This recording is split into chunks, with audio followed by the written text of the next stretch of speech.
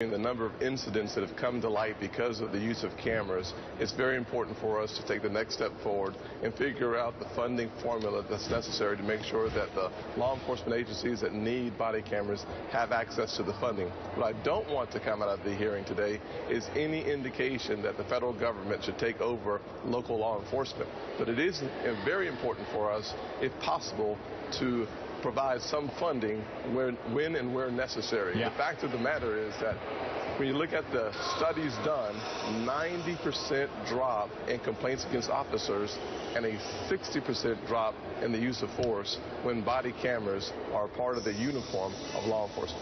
What indications do you think, Senator, are out there now that the federal government is interested in taking over local law enforcement?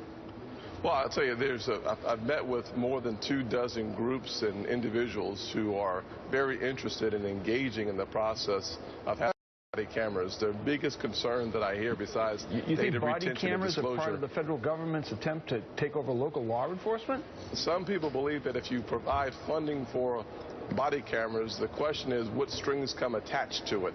And so many of the groups that have come in have asked that specific question. Actually, almost every group that has come in, from the Sheriff's Association to the Mayor's Conference, Attorney General's Conference, all ask about the role of the local law enforcement and the role of the federal government and how do we fuse those two together. I think the answer is you don't. You provide funding and you allow local law enforcement to be in charge of local law enforcement.